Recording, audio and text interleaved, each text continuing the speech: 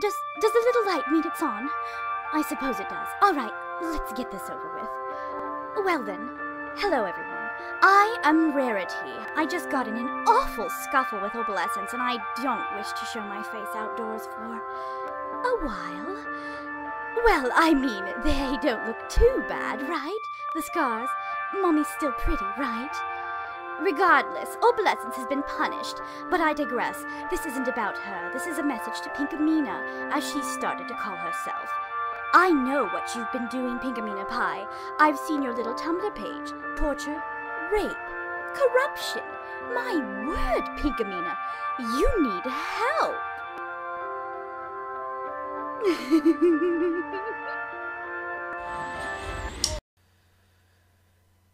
Hello there, children of the net. This is Madhog the Master. This other guy is Matimali. Hi. And something really stupid and annoying happened.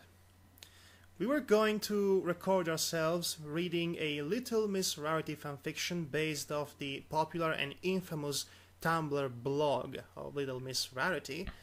But unfortunately, we recorded like an hour and a half, almost 2 hours of it. But I made a stupid mistake and I cancelled the recording without saving it. So that was all lost. That made it a complete waste of time. And it really bugs me. It bugs me immensely because it was getting so good and interesting.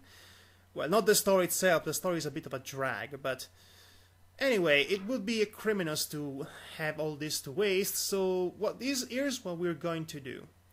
We're going to continue read the story from the point we left it off. Fortunately, the formula of this story makes things easy for us.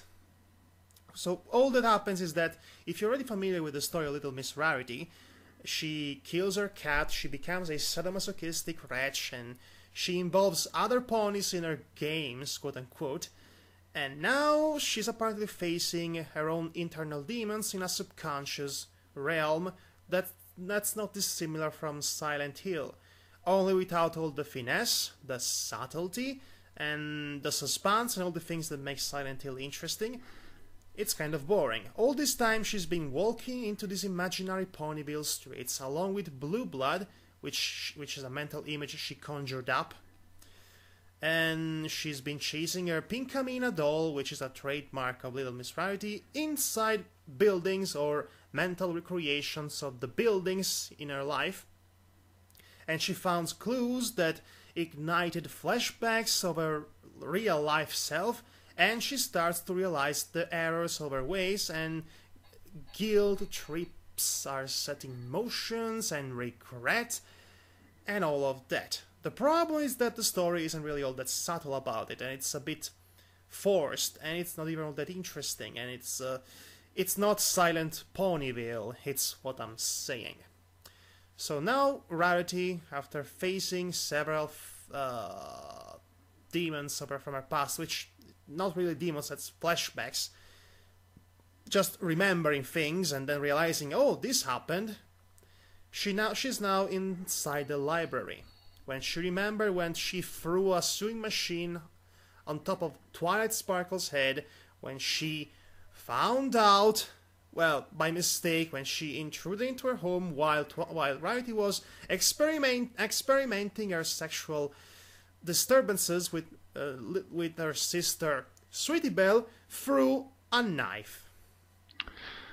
Okay, this is a bit confusing, but you have to bear with us. We had really a good thing going on, but this kind of accidents unfortunately happen, especially when you're tired. So here's what we're going to do is continue reading up until this point. You haven't missed much, and hopefully the summary I just did explain things aplenty. Yeah, and picture that summary in 2 hours. So at least you, the audience, has been spared from something. Yeah, so, okay, the things you need to remember is that Rarity is facing her inner demons. She's realizing the errors of her sadomasochistic ways and the way they influence on the others. Actions, they have consequences. And also there is this everlasting, omnipresent demon camera that may or may not represent the point of view of the audience. Again, the story is not really subtle about that. And she keeps recording Rarity's every movement and every action. Okay, at this point we shall start. Continue reading this story.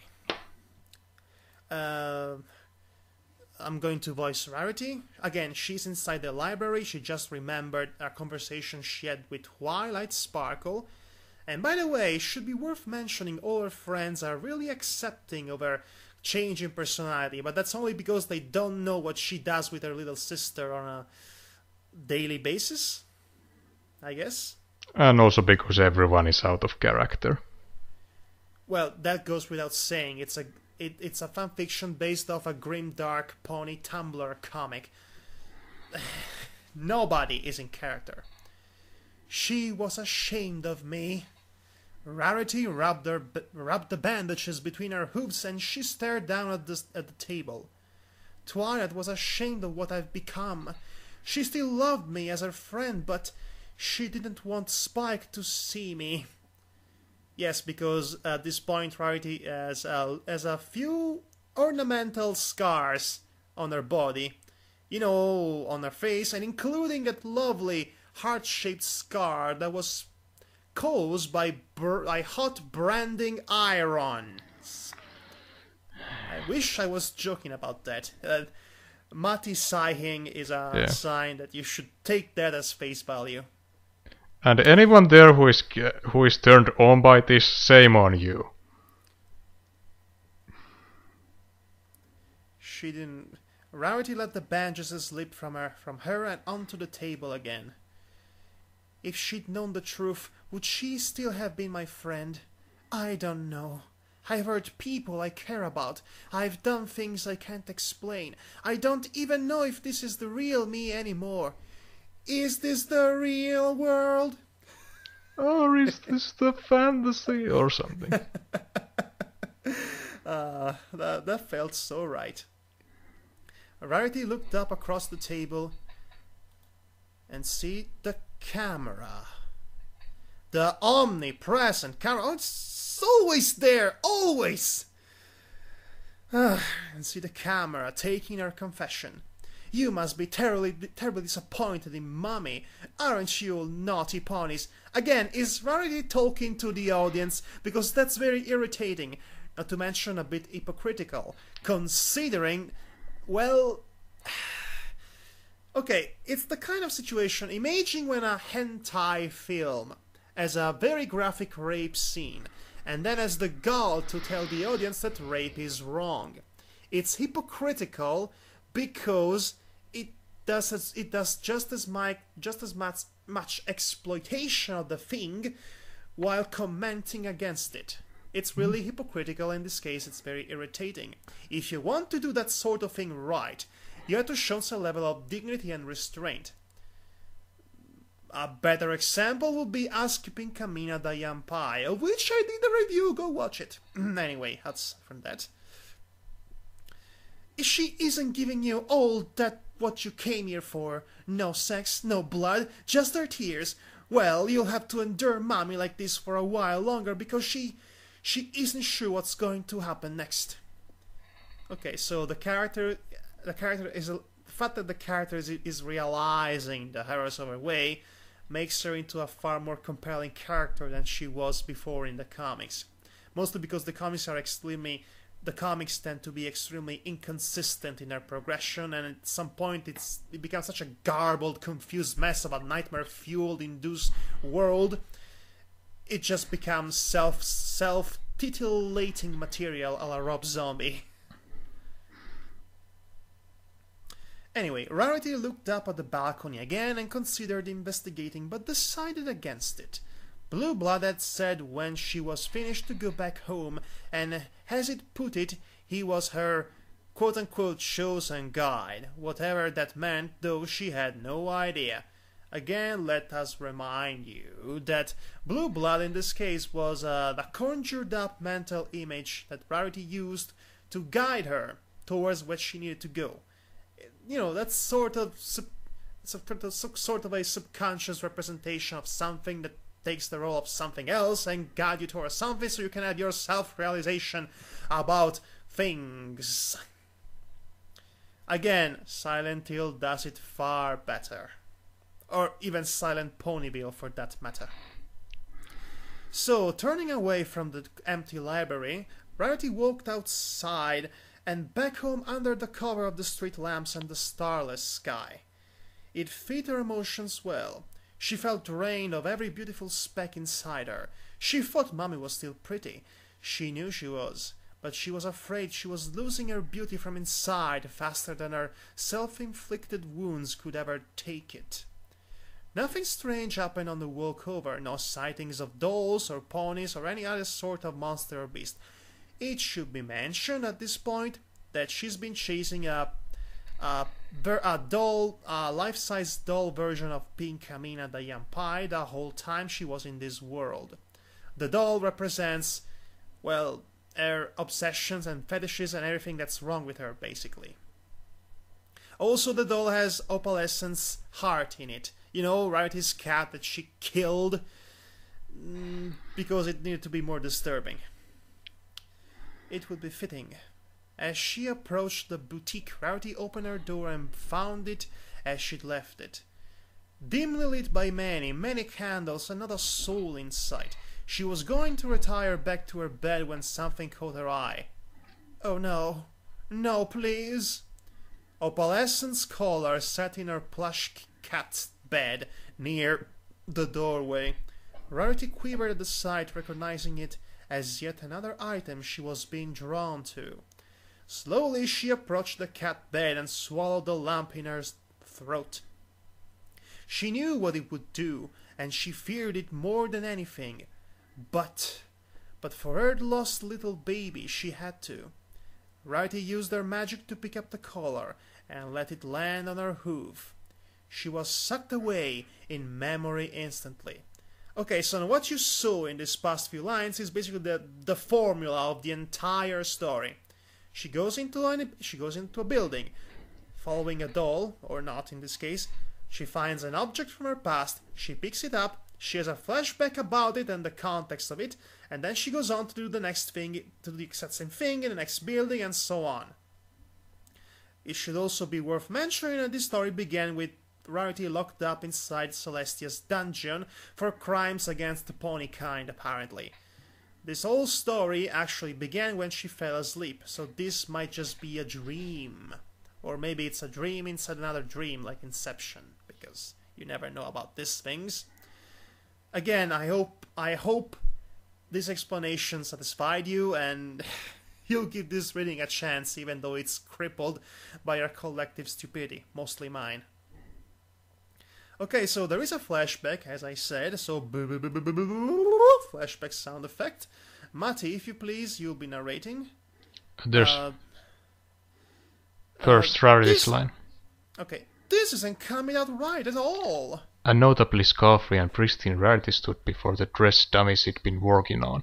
The dress drape over the figure was just awful and tacky. She couldn't understand where it went wrong. Maybe the tassels didn't fit the style of dress? Or was it using rubies over emeralds that was wrong? I think I bunched it up in the back. I'll have to start all over. It's just all wrong. Rarity kicked the dress dummy over in a fit and stormed away. Opalescence watching from the safety of a table near, but by where she settled on some fabric. We should say that there is a noticeable lack of commas and punctuation in general when they need to be in those sentences and phrases, which cause our reading abilities to be a bit jammed up, so to speak. I guess the original writer is not from a native English speaker, because the commas rules are quite hard in that language. Actually, the sad thing is, he probably is English speaking, and most of those writers are just very, very. They need an editor, basically, is what I'm saying. Fine, if I can't work on the dress, I'll just work on this hat.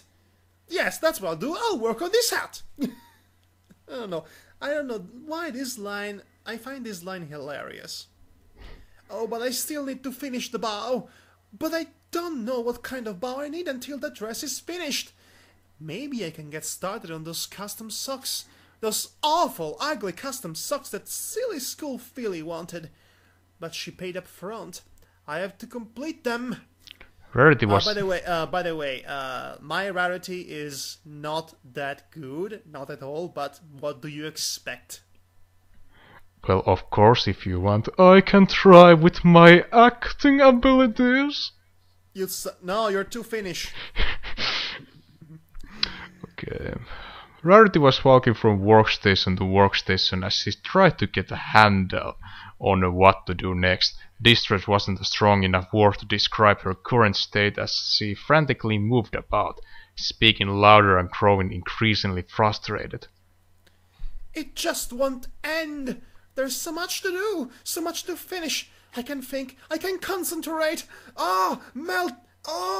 Mental breakdown. Rarity collapsed onto her couch and breathed heavily. Something was... Why?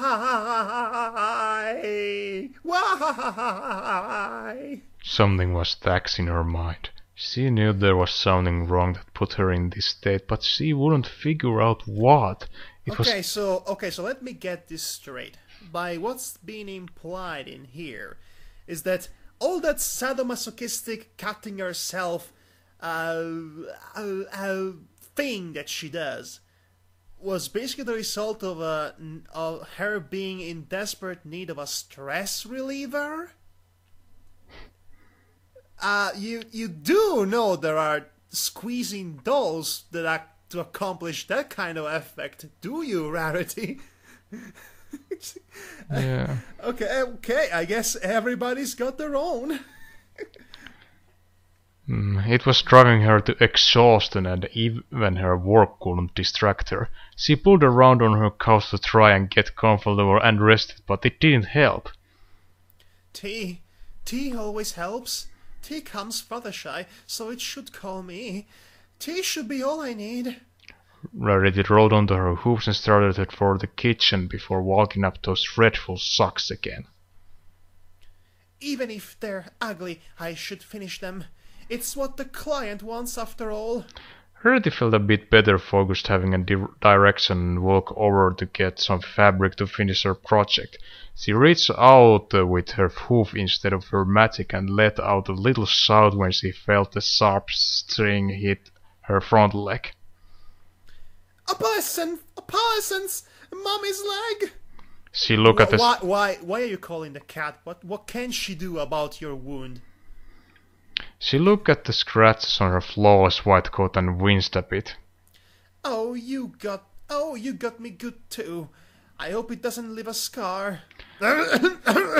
She put her mouth over her cuts and tried to soothe the pain. Still, oddly, it didn't feel so bad. Rarity So, okay, you want me to believe that people suddenly discover their sadomasochistic inclinations as soon as they receive a random cut. And why now? Why didn't that happen before? You know, there has to have been another time in which she received some sort of bruising or cutting in her youth. This is a bit unbelievable. Maybe it's because she's under a lot of stress again, but the stress reliever theory makes this whole thing sound even sillier than it already is. If you know what I'm saying, and it's a bit...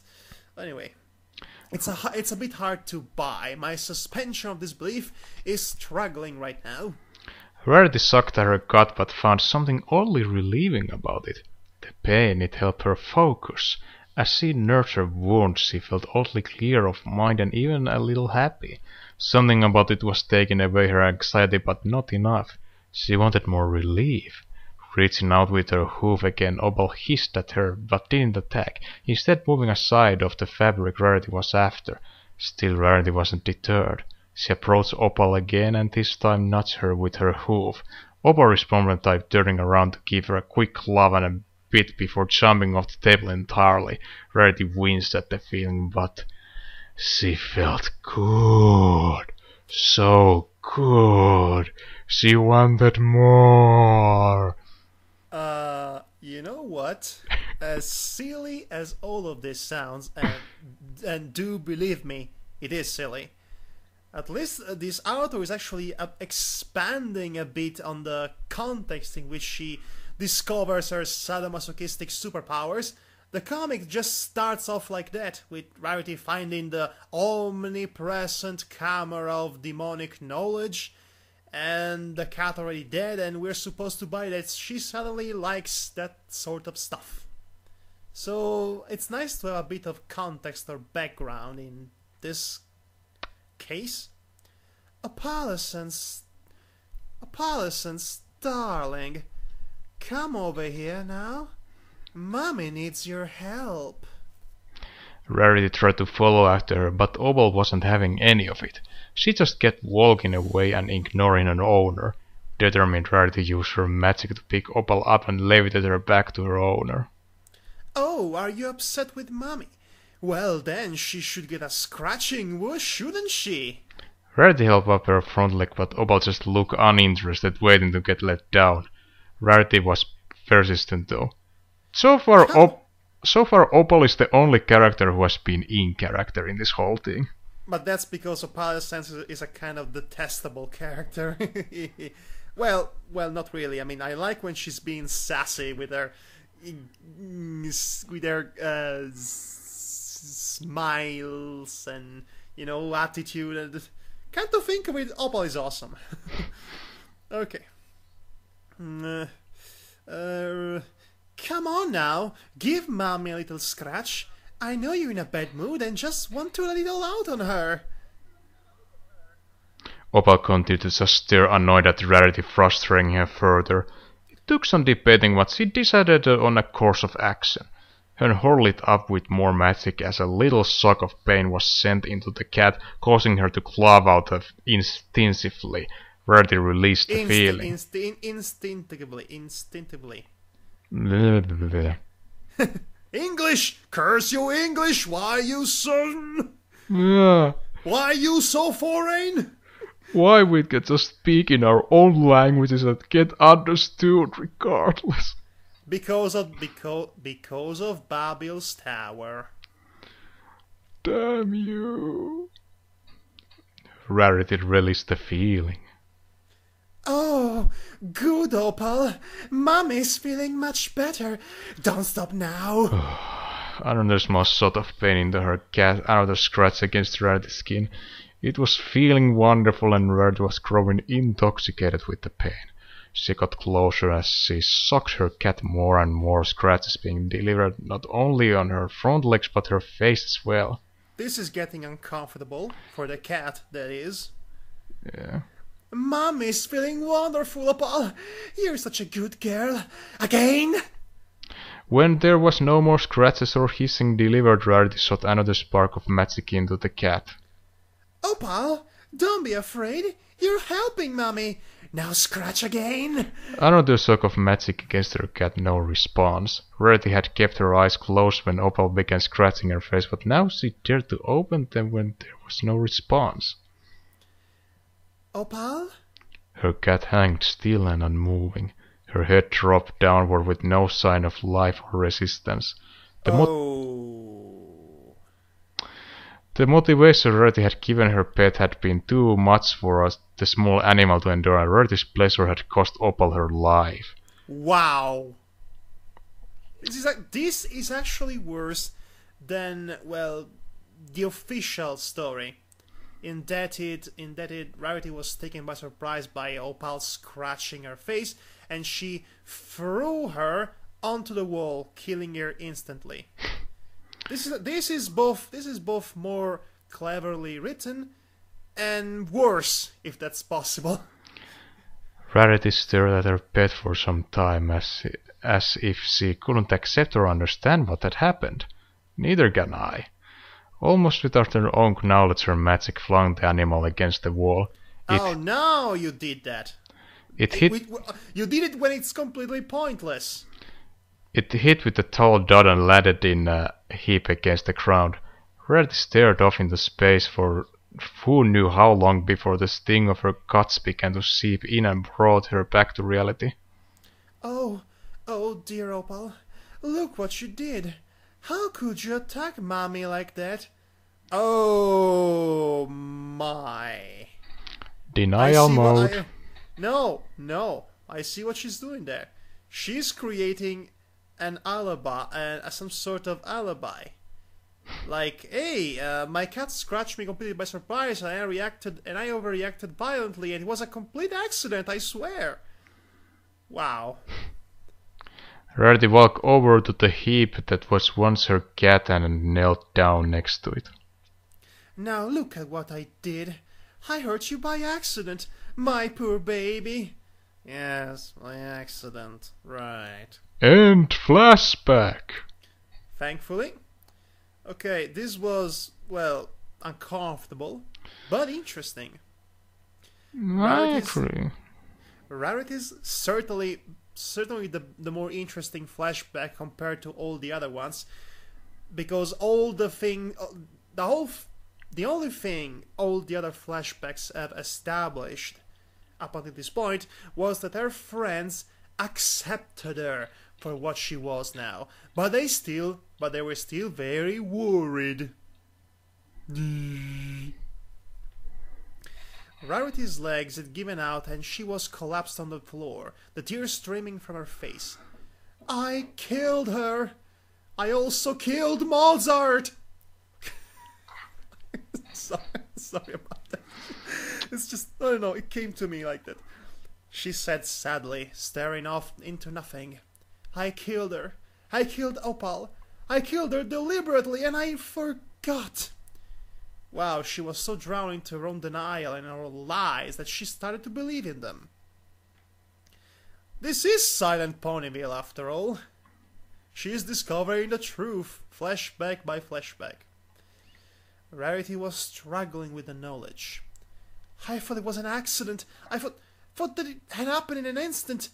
I tortured my baby. Mommy is bad. She covered her eyes with her hooves and curled up into a ball as best she could. The pain was unbearable. She was a monster that had murdered for simple pleasure. How many others had she hurt? Was this the point? To show me what I'd done to hurt everyone around me? Why? Why is everything like this? What happened to me? That's a good question. I know what happened to you. Tumblr happened to you. Oh snap. Rarity cried out to the empty room, but there was no response. Leaning upward, she looked forward, and as she predicted, the camera was there. Oh, the omnipresent camera. But it wasn't focused on her. Huh? Instead, it was turned away to the right, and she saw it was instead focused on a piece of furniture that she never remembered owning. What is that? A crib. What? Were you saying something? No, I was just moving my computer. Okay.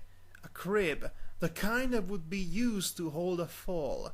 It sat there in the room silent and unmoving, with the camera lens trained on it specifically.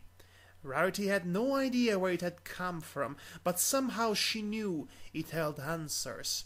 And that terrified her. Ooh, I'm on the edge of my seat, figuratively.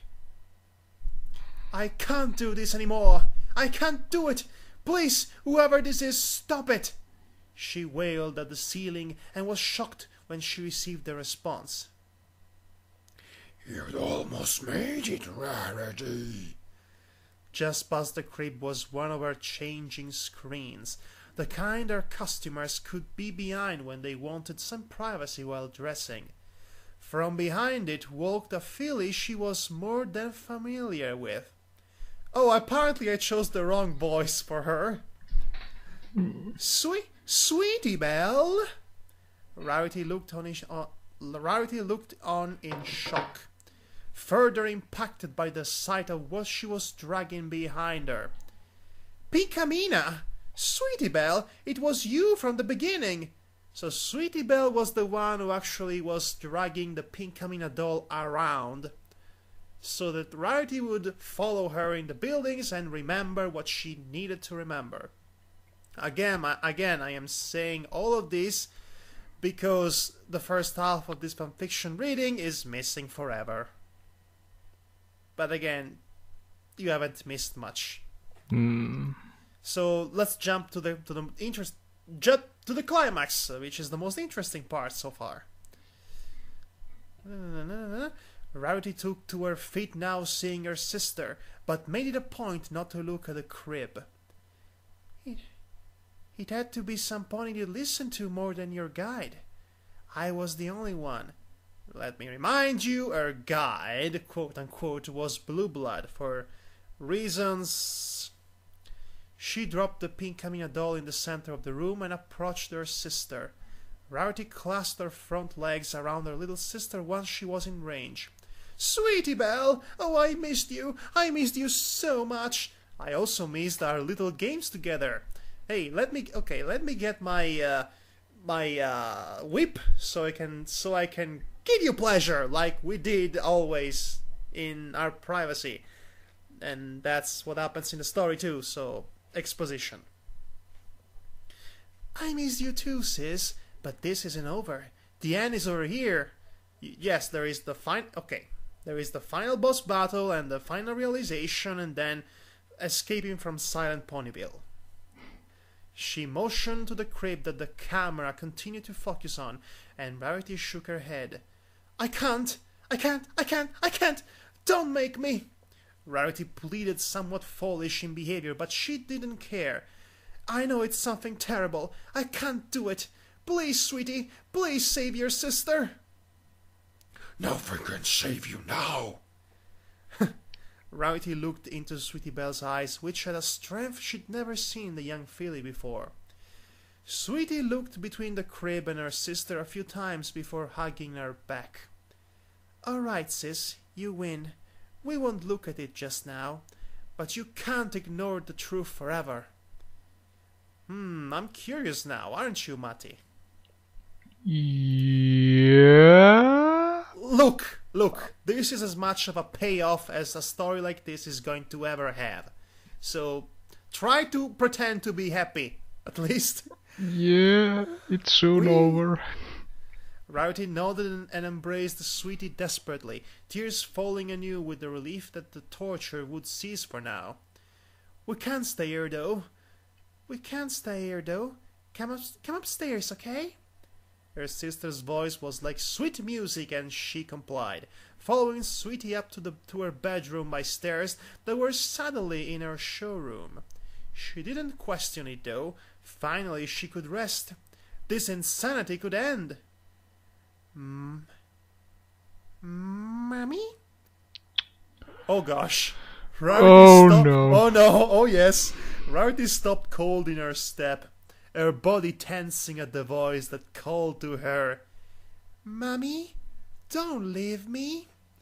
The voice called out to her, and Rarity felt an odd mix of fear and longing.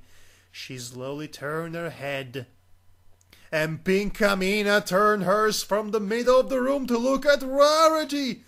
Mommy! Pink Camina? Rarity started to turn, but Sweetie Belle grabbed her hoof. Don't go down there! Because the doll symbolizes her Desires? Her desire and her madness in general, so don't go there! But sweetie, she's calling for me! The doll sat up on its own and looked to Rarity with its lifeless eyes. Mommy, why are you going away?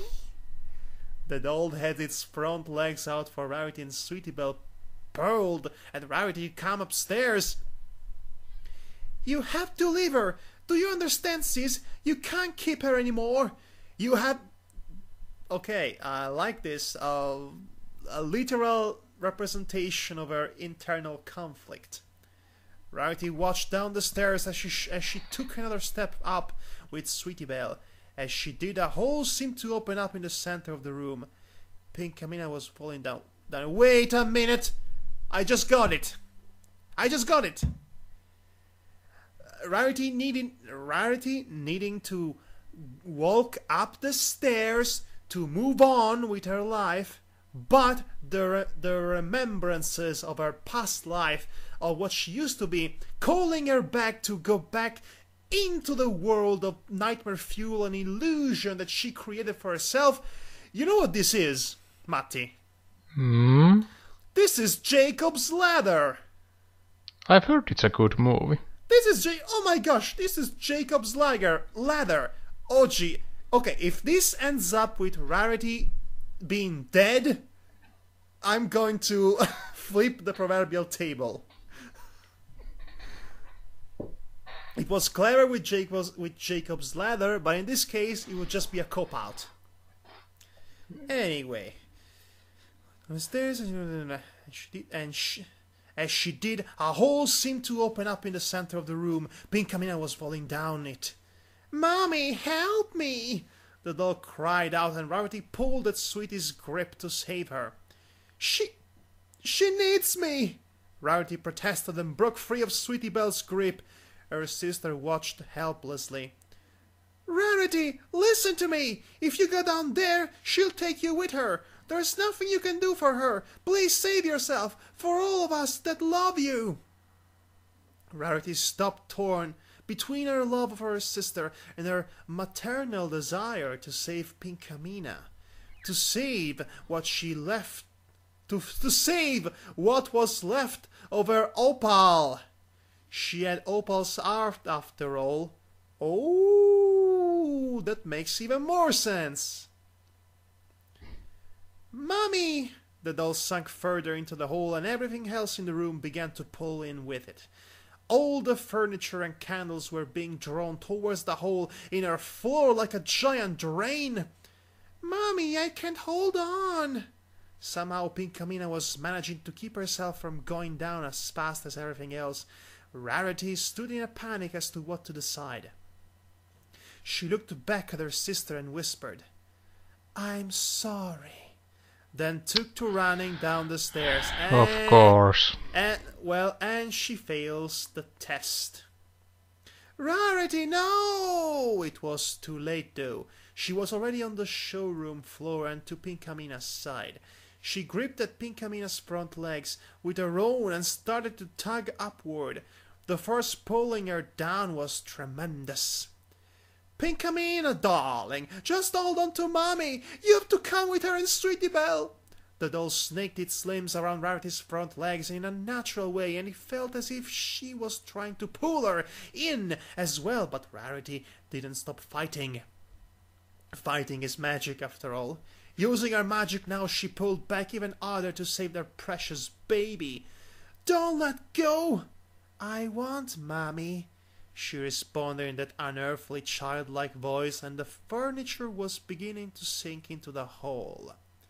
It was a miracle Rarity hadn't been pulled in already, but she refused to stop fighting. She pulled and pulled with all her might. "I won't leave you, or Sweetie Belle, or any of my friends. So you can just keep sucking me down as hard as you like, because you'll never win." Rarity shouted out, and I think it had already won, "Because you're still here." Rarity shouted out, and the hole groaned out at her in a haunting way. With a final triumphant pull, Rarity pulled Pinkamena from the hole's mouth and fell onto her back, hugging her precious doll. "Hurry now, we have to run or—" Nothing. When Rarity stood up, the room was returned back to exactly as it had been.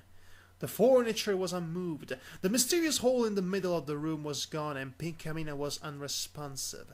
She'd returned to being just a doll. Despite the confusing turn of events, Rarity did not forget her goal and turned to run up the stairs.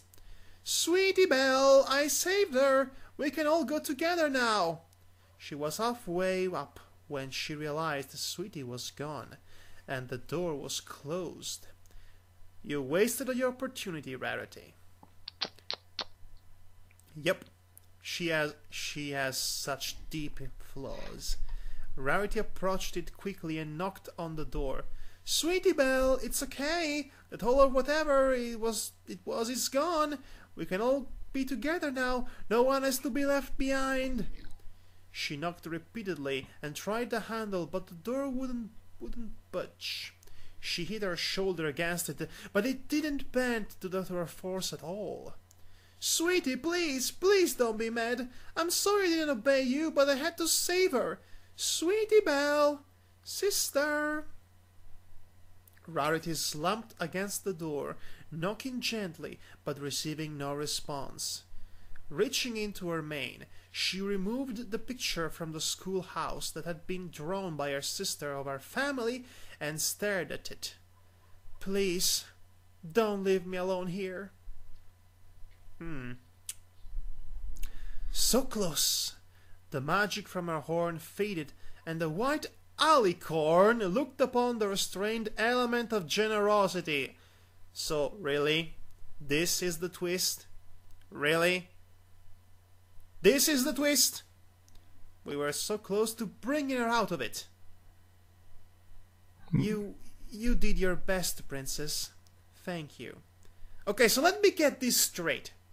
This story begins with Rarity's being locked inside a dungeon. Then she falls into sleep and she goes into her own subconscious mind.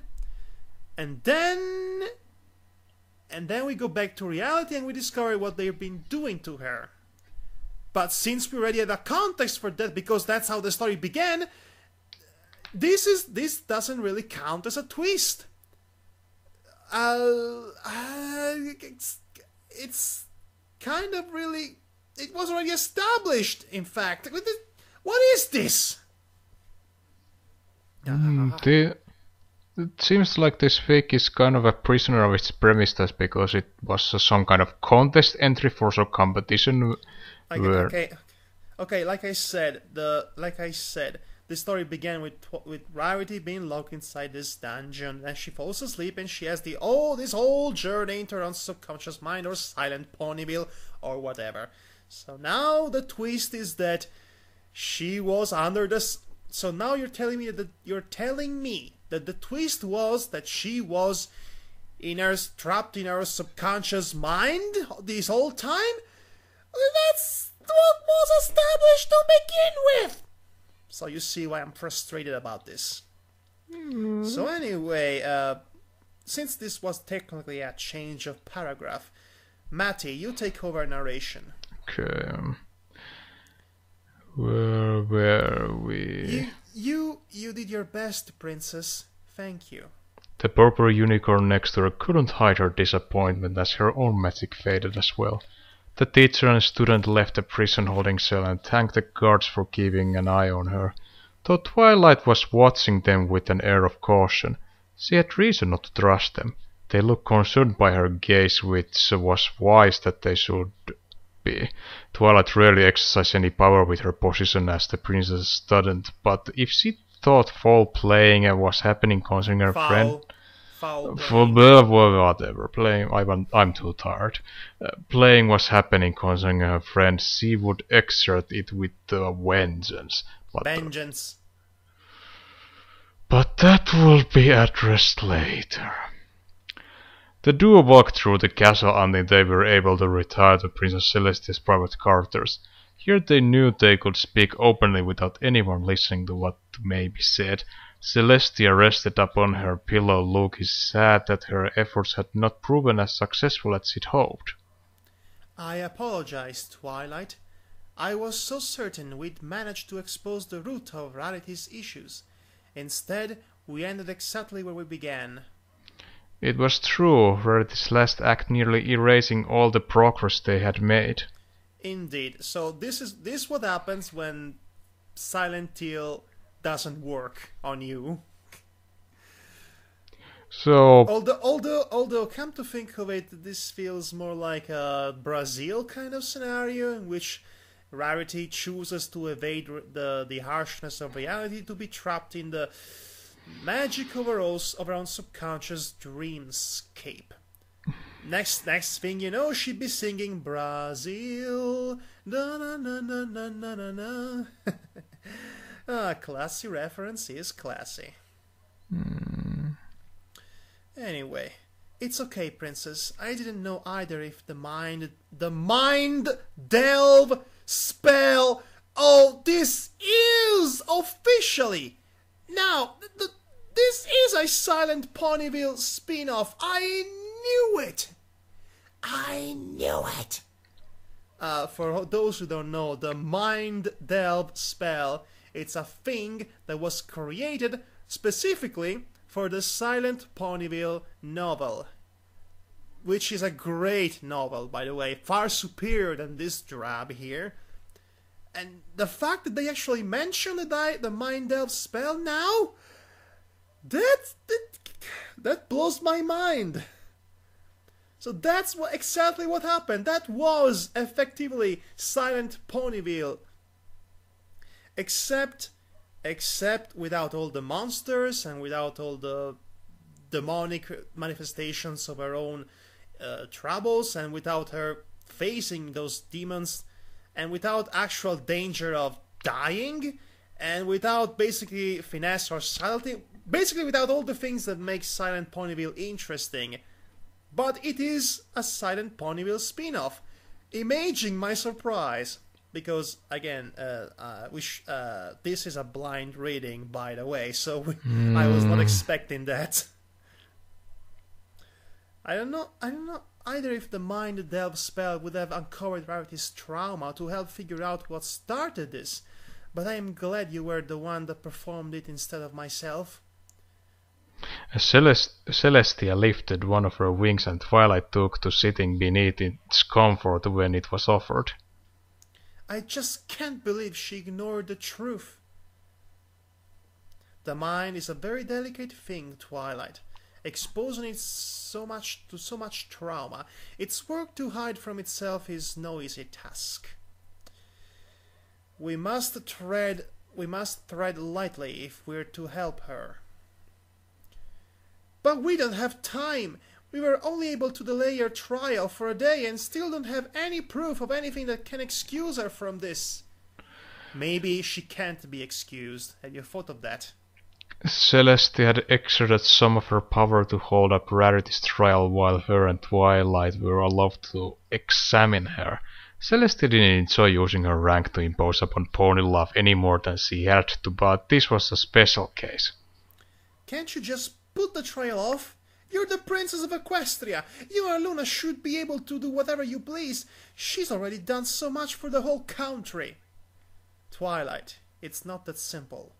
I'd love to simply march in there and save Rarity from this public scandal, but imposing on the law will just have a backlash. I'll do what I can to save her, but I can't just stop them from punishing her for her crimes. And what then? Prison? Twilight stood up and marched about the room, Celestia watching with a pained expression for her student's suffering. Send her there with the thieves and the rapists? Let her get locked up with the ponies that are too dangerous to be allowed free? Ponies that have hurt and murdered before. I've studied that prison princess, and I'm afraid of what will happen to Rarity. There's a unicorn there that enslaved the whole town to her whims some time back using magic. A Pegasus who was terrorizing hurt ponies with his weather storm so they'd be forced to give him whatever he wanted. The Fall Killer, the Colts. Is this a character we should know about? You know when I said before that my mind blew the other revelation that this was effectively a Silent Ponyville spin-off? Let me put it this way. This Colt character. Just, you know what?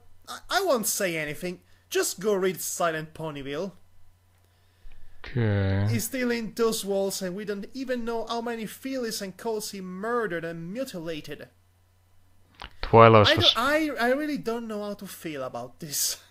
Twilight was breathing hard as she rattled off her protests. Celestia could only speak calmly as she tried to clear her student's mind. If the situation is this grave, then we must focus on what we can do. Did you make an analysis from what we saw when we were watching Rarity's mind with the spell? Oh, so they are the camera. That makes sense, actually. Yes, Your Majesty. Twilight tried to calm herself and treat her teacher with the respect she was owed. Celeste was trying to help. Twilight had to be as focused as well. There are 3 possible explanations as to what has caused Rarity's massive shift in personality. First would be a psychological trauma.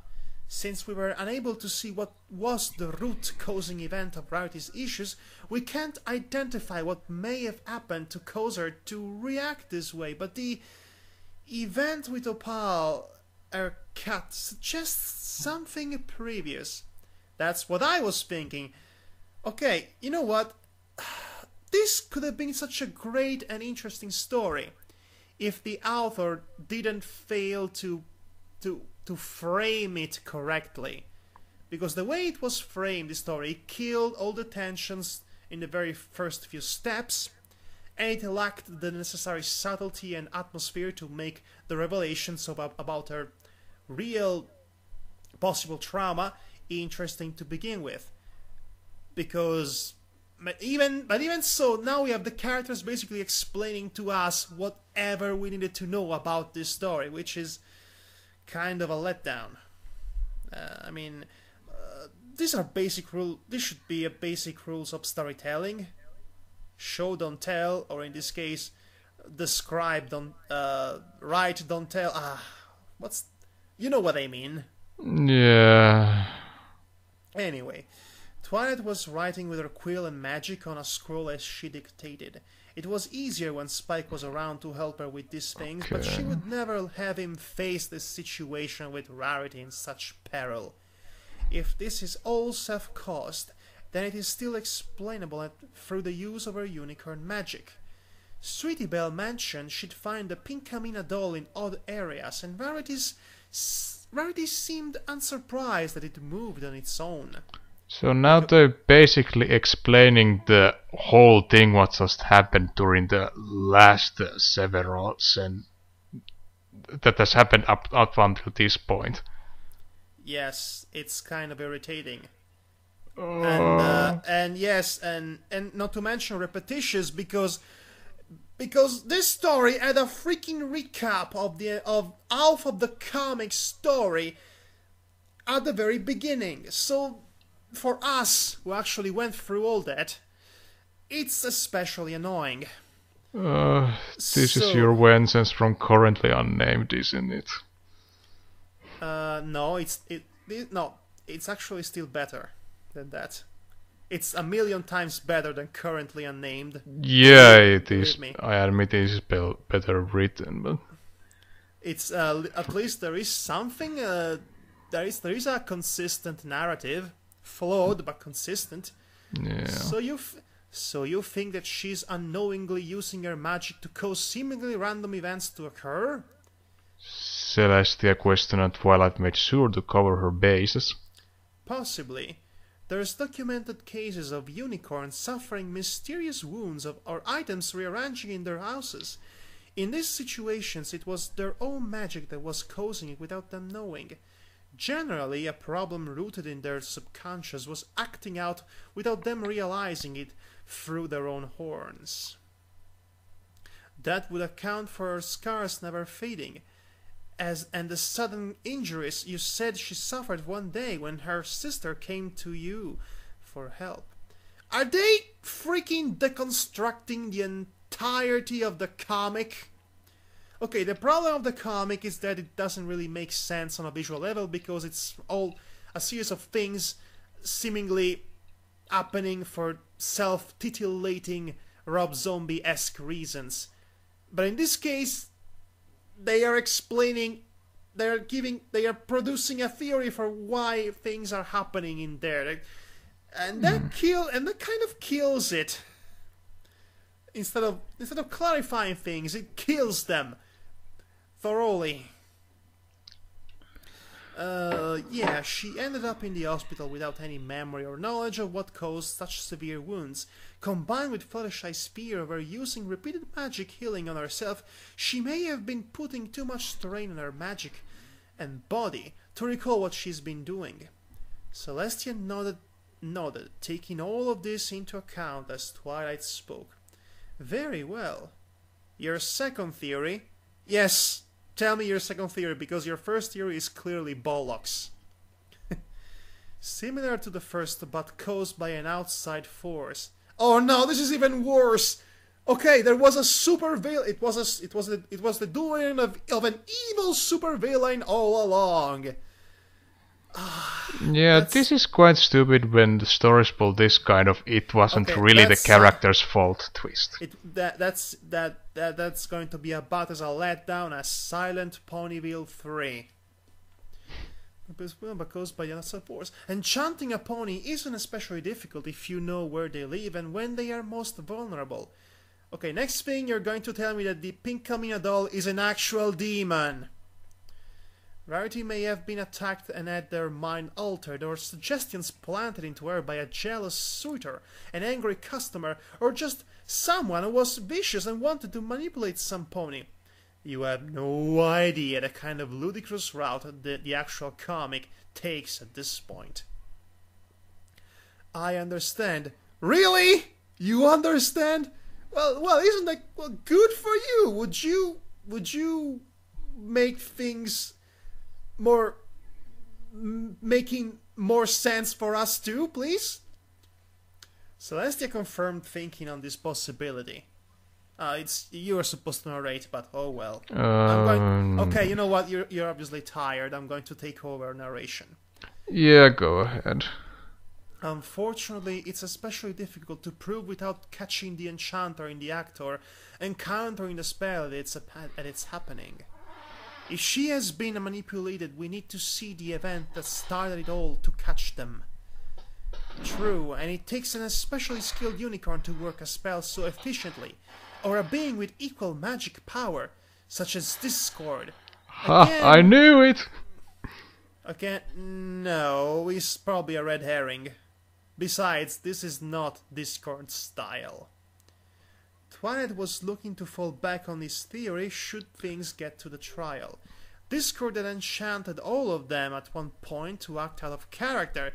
Yes, out of character, not self-lacerating out of character. There's a difference. It wasn't impossible for some of his spells or... Also, don't say out of character in your story. It sounds weird. It was impossible for some of his spells or influence to linger after his defeat. Perhaps, but it is unlikely. In all the time I knew Discord, he was very proud and vocal of his acts, delighting in bringing attention to his deeds. It is impossible for him to have caused the spell to act after his defeat, but in just one element? With such an unusual result for him. He is the god of chaos. Unpredictable is his trademark. Celestia pondered this quietly. Twilight able to tell, suggesting Discord's hand of involvement disturbing to her. This goes on forever. His power was nearly undeniable, and it would... You know what, Matti? Okay. We already botched the first half of this reading. We might as well completely jump this part altogether because it goes on forever and the reasoning is going on in circles. I don't think anything is going to be interesting in it. Okay, they do mention that there might be a third possibility as to why Rarity is like that. And... possessions, manipulations, very vague, blah blah blah blah blah. Or maybe it was just her own fault. Yeah, I don't know, maybe. Oh dear, I don't know, maybe she has a childhood trauma and she's acting up on that, and she simply doesn't have the strength or willpower to get out of her Uh, I the world she made for herself, basically. Very well then, Twilight Sparkle, you may rest in your reversed quarters here at the castle while Rarity's trial is being held. I feel we need your presence for every step of the way. Other than myself, General Stormbreak. General Stormbreak, that's the guy who brought Rarity into the dungeon. Blah blah blah, blah blah blah, more talking about things, I don't care. This is very professional of us, but who cares at this point? Yeah, this fic doesn't deserve it. Also, it's not that the fanfiction doesn't deserve it. It's that we are really tired, and we are recording this. It's very late. Yeah, it's been almost 3 hours. So yes, most of which have been lost forever. Perhaps for the future event we should first record like first hour and a half, then cut it, and then next time record the rest of the story. It's like an continuous see what happens in the next episode of Dramatis Lectio kind of thing. I'm already doing that with the other story I'm reading right now with the VAR, which is Rise of the Phoenix Empress. A far better story. Anyway, we're almost at the end. Almost at the end. Yes, Your Highness, thank you. Blah blah blah. Agda Celestia, Your Highness. Your Highness. Let's see. The guards arriving. They say, Your Highness. They stood at attention with wings flared, but Celestia was the picture of calm composure. Lieutenant Rampant. Lieutenant Rampant. Rampart. Oh, sorry, I meant to say Rampart, which is even sillier. I have a request of you. She floated the scroll over to him and let him take it. Please head to the barracks and with that list and have those ponies report to me immediately in my throne room. I would like to have a chat with every one of them. Assign replacements for the shifts as needed. She is referring to the guards that have been guarding Rarity, so to speak. And I just happen to know for a fact they've been doing far more than just guarding. The soldier unrolled the scroll and read the names, exchanging a glance with his partner, but did as requested. At once, Your Majesty! Both stallions departed to perform the requested task. When they were gone, Celestia looked to the fireplace in her chambers and watched the flames dance, wondering when exactly things had gotten so far beyond her grasp to keep all her precious citizens safe from harm. She'd worked so hard for peace. Her student and her friends had worked so hard for peace. Also for friendship and great justice. They deserved better. Let there be mercy for them. What fates there are, deciding their futures. And this is how it ends, apparently. Wow, that is very underwhelming. Okay, now seriously, after the yes, that summarizes it quite proficiently. After the great twisting reveal that it was all inside Rarity's head, big mega super whoop, by the way. It was all such a complete drag. I mean, these characters discussing about, basically explain to us what this fanfiction already showed us through its description, which is beyond irritating, and they don't even have the goal to have a proper resolution, or maybe to actually go inside and maybe having the guts to actually let us discover what was that secret childhood trauma all about, because it was clearly connected with that crib that Rarity saw and didn't have the courage to face. But again, for all the moments that this story could have become legitimately interesting or good or even suspenseful, something happens that squashed and squanders the suspense, and it just goes back to being a drag of story. The greatest sin of this fig is that it repeats itself in its themes. It's extremely repetitious, and then it kills it completely. It kills its own pacing completely with this final botched exposition dump right after the quote-unquote twist. That's not really a twist because that's how the story began. You know what? You know, if the story began with Rarity already inside Silent Ponyville, because okay, it is Silent Ponyville only without the creativity. It is freaking Silent Ponyville. If it already began like that, with no explanation and just things happening, left for our interpretation, instead of explaining to us what they mean, and having, you know, maybe some monsters showing up and some moments of fear. What I'm trying to say is that if you're going to make a Silent Ponyville knockoff, at least go all the way with it. Don't just half-bake the whole thing and leave it as an unfinished, unrewarding, unsatisfying read, as it ultimately ended up to be. You know what? I'm actually glad we lost the first half of this fanfiction reading, because it was really that dragging of an experience. Instead, we just went to the point and just just exposed for you who are listening to this why this fanfiction doesn't really work at a fundamental level. So yes, I think, okay, and with that said, I think we can finally call it a night and go our separate ways. And can I pick a story next time? No, because next time we're continuing with our fanfiction improv experiment, which people seem to like apparently. So okay. Yes. So we'll have to continue that ridiculous story we concocted on the spot, that Simba's bogus journey to Electric Scooby-Doo or whatever, and that'll be fun, contrary to this experience right here. Well, yeah. Well, we said anything that needed to be said, or at least I said anything that needed to be said. As always, I'm the one who speaks for everyone, apparently. So this has been Madhog like.